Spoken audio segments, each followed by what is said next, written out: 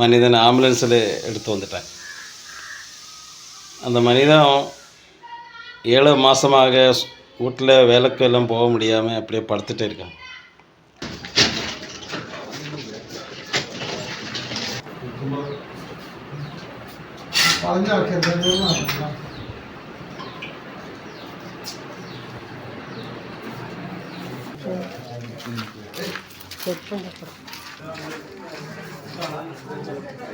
சாமரை வணக்கம். என்னோட ஒரு புது வீடியோ. நேற்று என்னோட வர்மகலை சென்டரில் ஆசிரமத்தில் ஒரு மனிதன் ஆம்புலன்ஸில் எடுத்து வந்துட்டேன். அந்த மனிதன் 7 மாதமாக வீட்டில் வேலைக்கெல்லாம் போக முடியாமல் அப்படியே படுத்துகிட்டே இருக்கான். அப்போது கண்டிப்பாக ஆப்ரேஷன் பண்ண வேண்டியது. அதுக்காக ஆப்ரேஷனுக்கு கேஷ் எல்லாம் ரொம்ப பாவமான குடும்பம். கேஷ் எல்லாம் ரெடி பண்ணி அதுக்காக போக டைமில் தான் ஒரு ஆள் சொன்னது, இப்படி ஒரு வைத்தியர் இருக்குது, நீங்கள் அங்கே கூட வந்து போயிடுங்க. அப்படி தான் என்னோடய சென்டரில் ஒரு ஆம்புலன்ஸில் வந்தாங்க.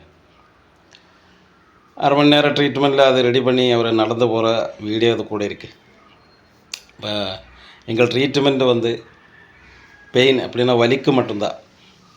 வலி உங்களை பாடியில் எங்கே இருக்கட்டும், கால் முட்டில், இடுப்பில், கழுத்து ரொட்டேட் பண்ண முடியாமல், கை தூக்க முடியாமல், அப்படி டிஸ்க் கம்ப்ளைண்ட் தான் ஜாஸ்தி வருது.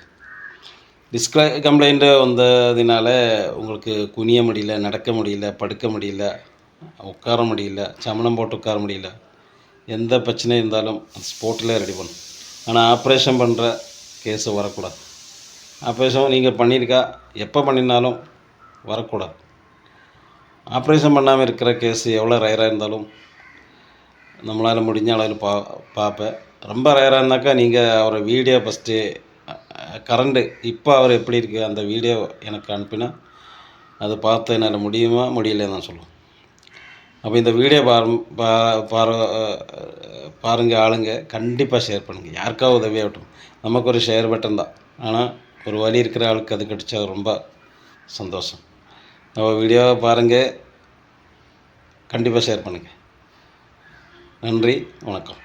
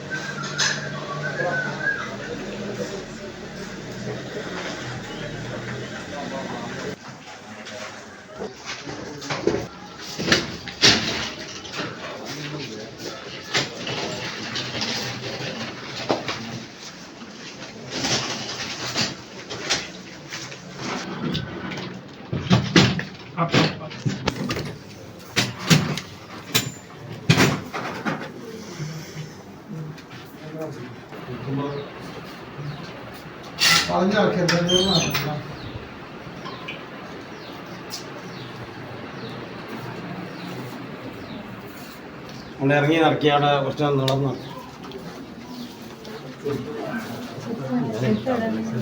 വണ്ടിയാണ്.